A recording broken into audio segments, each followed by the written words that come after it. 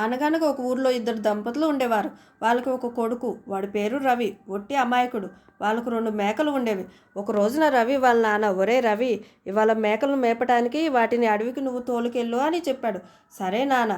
రవి సద్ది కట్టుకుని కొన్ని ఉలవలను బట్టలో మూట కట్టుకుని మేకలను అడవిలోకి తోలుకుపోయాడు. మేకలు తన మానాన తాను గడ్డి మేస్తూ ఉంటే బాగా పెరిగిన ఒక తుమ్మ చెట్టు కింద కూర్చుని రవి తనతో పాటు తెచ్చుకున్న ఉలవల్ని పటపటమని నవలటం మొదలుపెట్టాడు. సరిగా అదే సమయానికి అతని 2 మేకలు నేల రాలిన ఎండు తుమ్మకాయలు కరకరా నములుతున్నాయి. ఆ శబ్దం విన్న రవి మేకలు 2 తనను వెక్కిరిస్తున్నాయి అనుకుని వాటిని అవతలకి తోలాడు. ఏమీ తెలియని మేకలు మళ్ళీ వచ్చాయి. అక్కడ పడి ఉన్న తుమ్మకాయలను కొరుకుతున్నాయి. ఈసారి రవికి పట్టరాని కోపం వచ్చింది. తనతో తెచ్చుకున్న కొడవలతో మేకలు 2టిని నరికేశాడు. ఇక వాటిని అలాగే ఇంటికి తీసుకువెళ్ళాడు.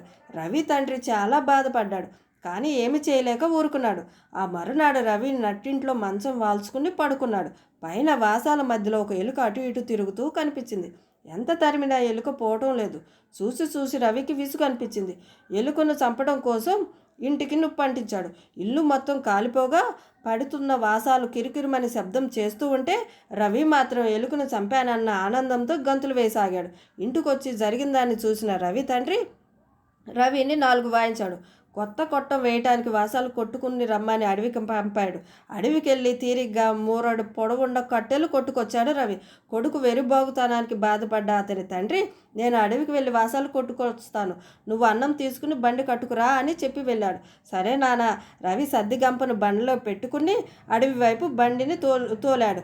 బండి అడవిలో ప్రవేశించింది. ఎక్కడా శబ్దాలు లేవు. దూరంగా పక్షులు కిలకిలమంటుంటే రవి నడుపుతున్న బండి చక్రాలు కిరికిరిమంటున్నాయి. వింటున్న రవి మెదడులో ఓ ఆలోచన మొదలైంది. అయ్యో, బండి చక్రాలకు ఆకలవుతున్నట్లుంది అని చూసి వాడి సద్ది గంపలోని ముద్దలను కాస్త బండి చక్రాల కిందకి వేశాడు. అయినా అవి కిరికిరిమంటుంటే వాడికి అనిపించింది చక్రాలు నీళ్లు దప్పికవుతున్నాయేమో అని. ఆలోచన రాగానే వాడు ఎద్దులను విడిచి బండిని బావిలోకి తోస్తే త్వరగా నీళ్లు తాగొస్తాయో అని అనుకున్నాడు. బావిలో పడ్డ బండి ఎంతసేపటికి బయటికి రాలేదు. పాపం, బండికి ఇంకా దాహం తీరినట్లేదు అనుకున్నాడు రవి. ఎద్దులను అక్కడే వదిలి వాళ్ళ నాన్న వద్దకు వెతుక్కుంటూ అడవిలోకి వెళ్ళాడు. జరిగిందాన్ని తెలుసుకున్న వాళ్ళ నాన్న, ఇక నువ్వు ఇంటికి రావద్దని వాడిని తరిమేశాడు. భయపడ్డ రవి ఆనాటి రాత్రి ఇంటికి వెళ్ళకూడదు అనుకుని ఊరి చివర గుళ్ళో పడుకుందామని పోయేసరికి అక్కడ ఒక దొంగ అమ్మవారిని మొక్కుతూ కనిపించాడు. "అమ్మ, ఇవాళ మంచి సొమ్మున్న ఇంటికి వెళ్ళేటట్లు చూడు తల్లి" అని. "నేను వస్తానన్నాడు రవి. సరే అన్నాడు దొంగ. ఇద్దరు కలిసి ఆ చీకటి పూట ఒక ఇంటికి వెళ్ళారు. అది ఊరి జమీందారు గారి ఇల్లు. "ఇక్కడ మనం ఏం చేయాలి" అని దొంగవాడిని అడిగాడు రవి. "ఏదైనా పెద్దదాన్ని పట్టుకుపోదాం" అన్నాడు దొంగ. వెంటనే రవి దగ్గరలో ఉన్న ఒక పెద్ద బండరాయిని ఎత్తాడు. ఎత్తుకుపోదామని అయితే పాపం ఆ బరువుకు మోయలేక వాడు దాన్ని మధ్యలోనే కింద పడేశాడు. దబ్బుమని రాయి కింద పడగానే మేలుకున్న పనివాళ్ళు దొంగను పట్టుకున్నారు. అందుకు కారణమైన రవిని అభినందించారు జమీందార్ గారు.